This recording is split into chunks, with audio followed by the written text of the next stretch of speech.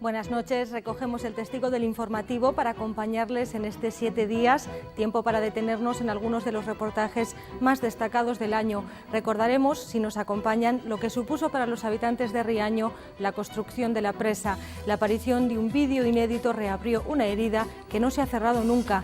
Difícil es también el día a día para David y Tirso, son los protagonistas de otra de nuestras historias. Ambos padecen autismo. Para empezar, viajamos por la inacabada línea del AVE a León. Entrará en servicio en un año, pero la obra ya está ejecutada al 82%. Pisamos el terreno con los directores de una línea que pondrá al noroeste español en el mapa de la alta velocidad europea.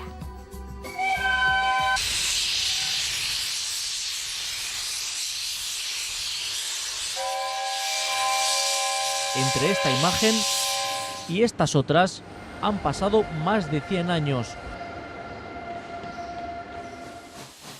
De los interminables viajes del siglo XIX a las comodidades y la rapidez del siglo XXI. El AVE avanza imparable y silencioso hacia tierras palentinas y leonesas. Unirá Valladolid y León en menos de una hora. La línea estará en servicio a finales de 2012.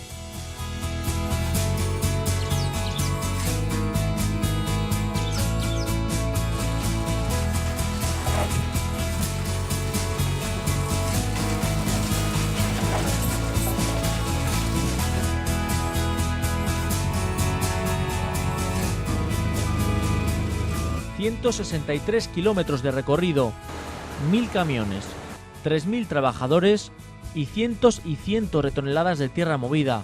Los trabajos de este ramal ya están ejecutados al 82%.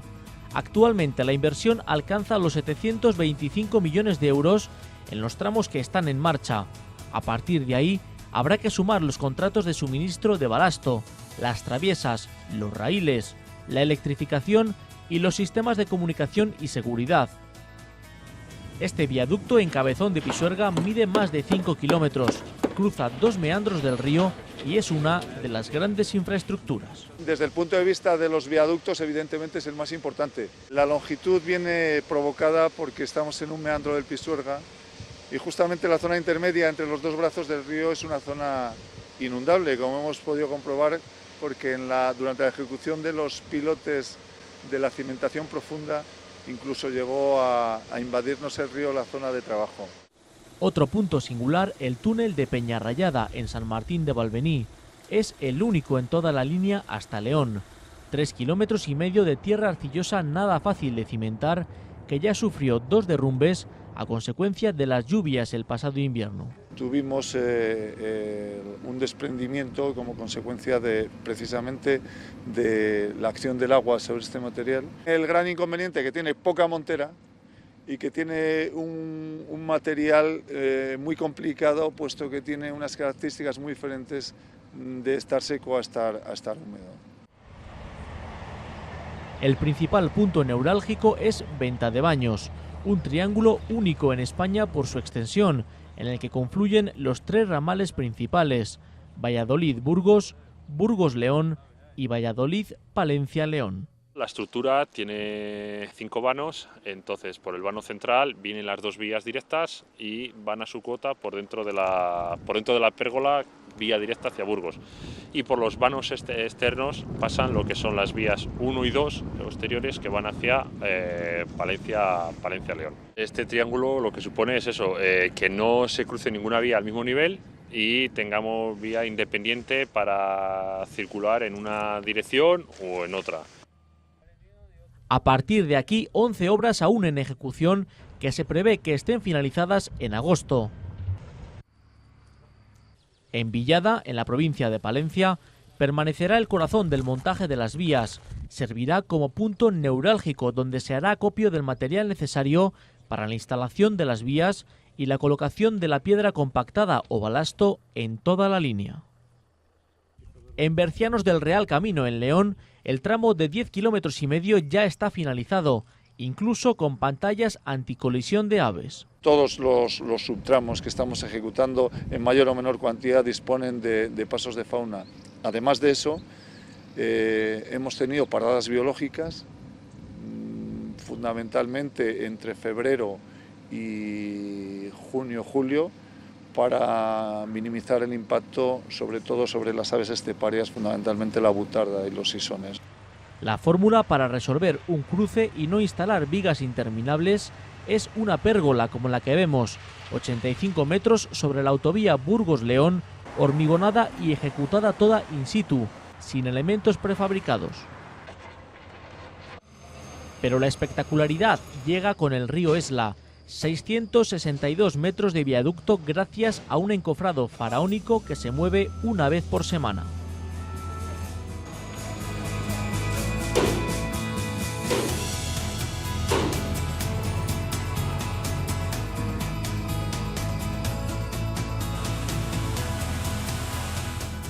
No se extrañen si a finales de 2012 ven un cometa o una estrella fugaz.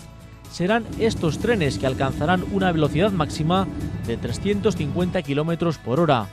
Una línea diseñada para doble vía electrificada en ancho internacional. La continuidad del corredor que conecta Madrid con Valladolid ya es un poco más palpable y continúa hacia el norte de España.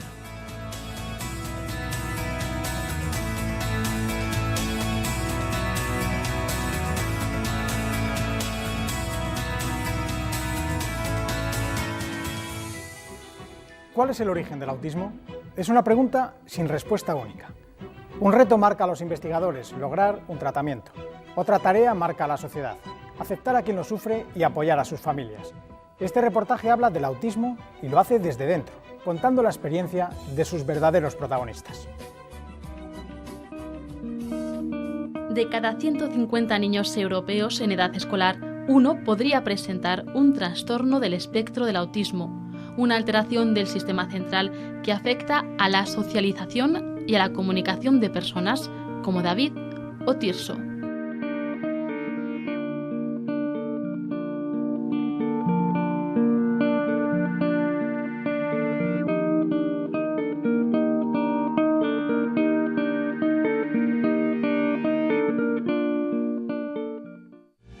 Yo soy David Collente, yo soy una persona con autismo y no pasa nada. Me posiciono como el gran David y ya sí me llaman. Este es mi hermano Tirso. Tirso es bueno, cariñoso. Yo soy buena persona y mira, yo soy así. Juega mucho y le gustan los coches. Siempre he sido de Madrid, siempre he sido de Madrid, siempre. Este es un muñeco de Madrid, un cojito del Madrid. Dame un beso como siempre lo haces. Cada mañana David acude a su puesto de trabajo, el kiosco de prensa de la calle Añastro. Saluda a todos los vecinos y a los clientes, de quienes conoce nombre, fecha de cumpleaños y, por supuesto, la prensa que lee. Don Jesús Brinas, por favor. Por favor, don Jesús Brinas, Pero hasta llegar hasta aquí ha sido un largo camino que comenzó cuando él era un bebé. Eran los años 70 y la palabra autismo todavía era una gran desconocida. Eran cosas raras, ¿no? Y yo le pregunté al pediatra y me dijo, no tiene nada, señora, el niño está perfecto. David no supo que sufría autismo hasta los 9 años y para ello tuvo que viajar desde Inglaterra hasta Estados Unidos. Han pasado 40 años y aún hoy el diagnóstico sigue siendo una tortura para la mayoría de las familias. Tirso contaba con 2 años cuando sus padres advirtieron algunos síntomas que en primer lugar achacaron a un problema en el oído. Descartada la sordera, la sospecha se trasladó al cerebro. De neurólogo en neurólogo buscando qué le sucede al niño y obtenemos diferentes valoraciones, criterios y diagnósticos. Un autista tarda al menos entre 3 y 5 años en ser diagnosticado, probablemente por lo que he dicho antes. Es verdad que cada vez utilizamos checklists o ítems de desarrollo para intentar diagnosticar el autismo por debajo de los 18 meses. Y eso hay veces cuando el patrón es muy grave es bastante más fácil diagnosticarlo. El problema es el que está en la situación frontera. Una de las dificultades en el diagnóstico del trastorno del espectro autista, TEA, es la incertidumbre que existe sobre sus causas y sobre su localización. El autismo se identifica evaluando la conducta. La detección del autismo es una detección que requiere una sistemática de trabajo y por eso hacemos estos programas de detección, para dar instrumentos a los pediatras para que no se les escape ninguno. La Universidad de Salamanca, junto con la del País Vasco y el Departamento de Enfermedades Raras del Instituto Carlos III, trabajan en el desarrollo de programas para establecer criterios para detectar el autismo en épocas tempranas de la vida. Hoy por hoy estas tres entidades son el núcleo del Grupo de Estudio de los Trastornos del Espectro Autista, creado en 2002 para impulsar el conocimiento sobre la realidad de ese trastorno en España. La USAL se ha convertido en referencia nacional en experiencias con alumnos con síndrome de Asperger, una de las variantes del espectro, y continúa trabajando en los programas de detección precoz.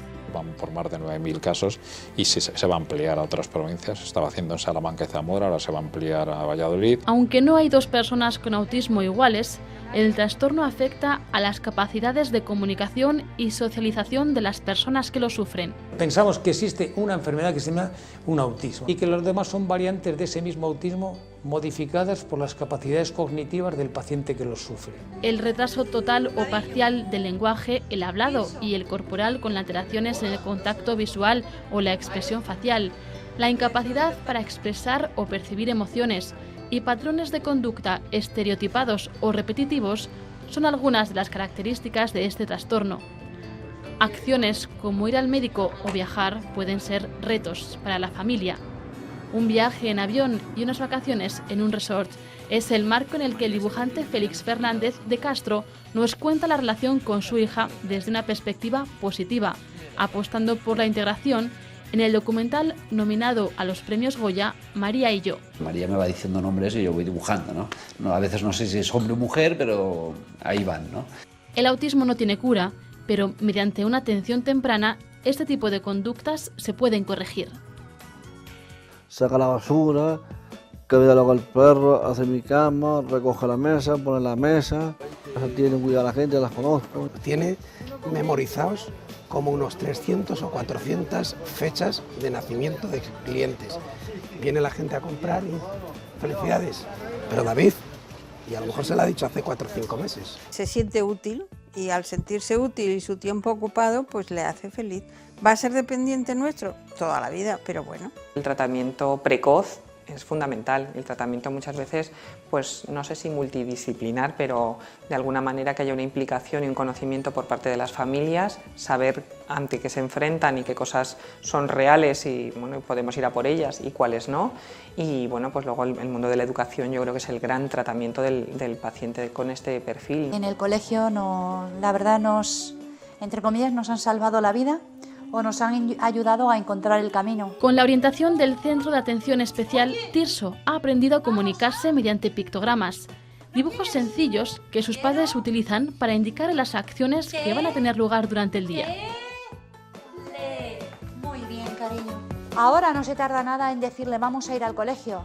Antes podía tardar 1 hora. Las asociaciones son el tercer pilar en el desarrollo de las personas con trastorno del espectro autista. En 1976, María Isabel Bayonas creó la Asociación de Padres de Personas con Autismo, la primera delegación de una de las 2 confederaciones de padres españolas. Hoy, entre otras, también preside la Organización Mundial del Autismo.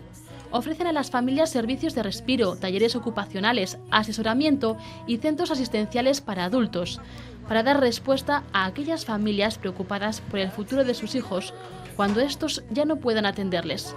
Entre sus proyectos a corto plazo, la Ciudad del Autismo. Son 24.000 metros de terreno que hemos comprado y que ahí es donde quiero hacer todo lo que las personas autistas necesitan desde que nacen hasta que mueren. A pesar de los avances en la investigación, la gran incógnita sigue siendo el origen del trastorno. El objetivo es lograr un tratamiento. En ello trabaja la Unión Europea junto a la industria farmacológica.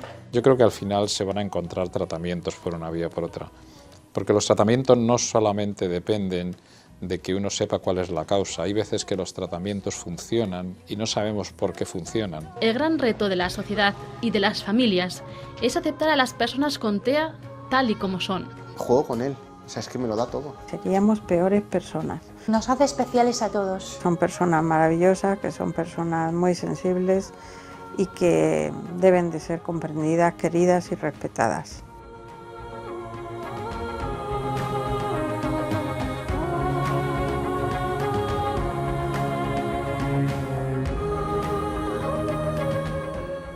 Parece que el tiempo no ha dado la razón a algunas decisiones que en su día se adoptaron para favorecer el progreso.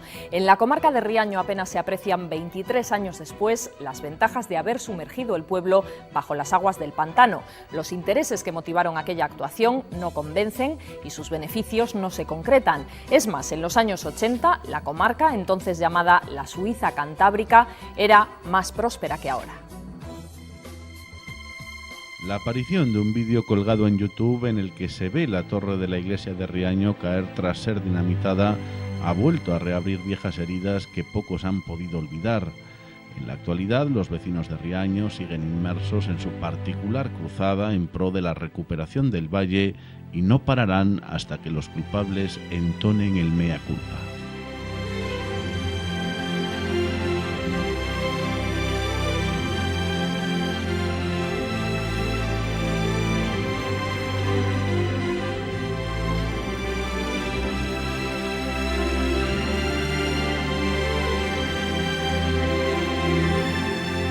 La cultura de los pantanos llegó a España de la mano de Franco y el de Riaño se fraguó en los años 60 con la pretensión de regar 83.000 hectáreas. En aquel momento se ejecutaron las expropiaciones a través de indemnizaciones que quedaron en el camino.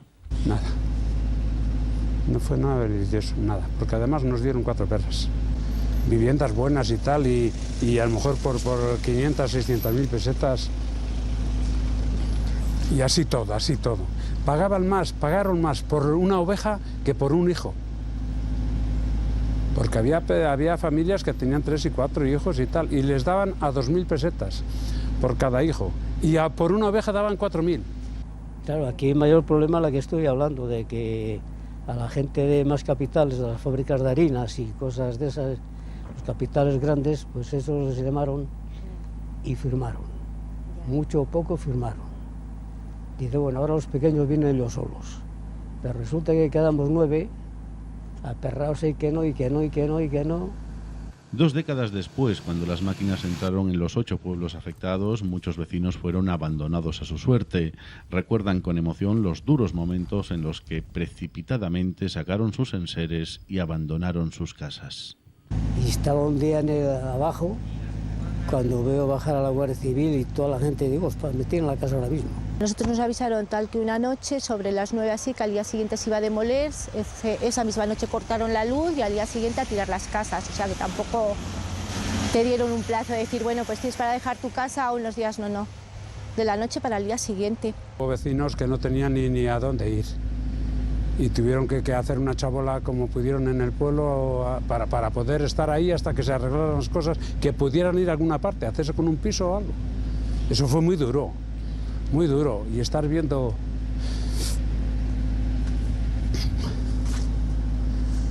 Me emociona, pensarlo otra vez. Estar viendo cómo te derrumbaban las casas. Eso fue muy duro. El paso del tiempo no ha resarcido el dolor y las viejas heridas siguen abiertas. Recuerdan con nostalgia el futuro prometedor que se le presumía a una comarca con gran potencial ganadero y turístico. Toda esta zona, de hecho, el parador fue uno de los primeros paradores de turismo que se construyó en el país, es porque esta zona la llamaban la Suiza Cantábrica y era inigualable. Y de hecho tenía un turismo a rebosar, todo eso desapareció. Lo que se hizo fue pues acabar con una zona. Con una zona que en aquel momento tenía una renta per cápita bastante más alta que la media nacional. Una zona con futuro y con grandes posibilidades, y que la relegaron pues al ostracismo. Ahora Riaño está sumido en el ostracismo y el olvido. La despoblación es evidente y algunos hablan incluso de pueblo fantasma, ya que ni siquiera se mantienen los servicios mínimos que eviten el éxodo. En estos años el padrón se ha reducido de 14.000 a 4.000 habitantes. Ocurrió lo que ocurre cuando se invade un campo con agua, que los ratones salen por donde pueden. Pues cada uno marchó donde pudo. La gente joven se marchó porque había gente trabajando por ahí en las minas y sitios que había por ahí, aserraderos, que había 3 o 4 aserraderos, había gente preparada para eso, y todos se dieron el piro. Una situación que hace difícil entender una decisión que, con la perspectiva que da el tiempo, sigue sin encontrar justificación. Este pantano se ejecutó con toda la prisa porque era inminente el riego de esas 83.000 hectáreas que iban a hacer ricos al sur de León. El tiempo, los 22 años que han transcurrido, nos ha dado la razón. Este pantano no se hizo para regar, sino que se hizo para enriquecer a las grandes constructoras, como la mayoría de las obras que se hacen en este país, y a las grandes hidroeléctricas. Tuvieron que pasar varios años para que se construyera el nuevo Riaño, un pueblo hecho de retales del que poco se salvó. Ni siquiera su iglesia, maquetada en el Museo Etnográfico, cuya torre hemos visto caer en los últimos días a través de un vídeo colgado en YouTube que ha vuelto a reabrir las heridas. Es la imagen que reedita un fracaso, el dolor de un pueblo que alguien quiso ocultar. Yo creo que la voluntad era que no saliera ninguna imagen. Resultó curioso que esto sucedió un viernes. El sábado por la mañana se envió la cinta en un taxi a Valladolid, pero no se emitió en televisión española ni el sábado ni el domingo. Solo se emitió el lunes siguiente en el telediario, en el telediario de la tarde, en el telediario de la noche, y volvieron a desaparecer esas imágenes. No volvieron a ponerse nunca jamás. La puesta en marcha del pantano se agilizó en tiempos del gobierno autonómico del socialista Demetrio Madrid y la mano ejecutora fue la del entonces consejero de Medio Ambiente Julio González. Muchos vecinos de aquella época han querido hacer frente común para contar su verdad a través de una plataforma, Recuperación del Valle de Riaño, un empeño que persigue el resarcimiento moral y económico de lo que denominan un acto de terrorismo de Estado. Quieren vaciar el pantano y poder empezar de nuevo.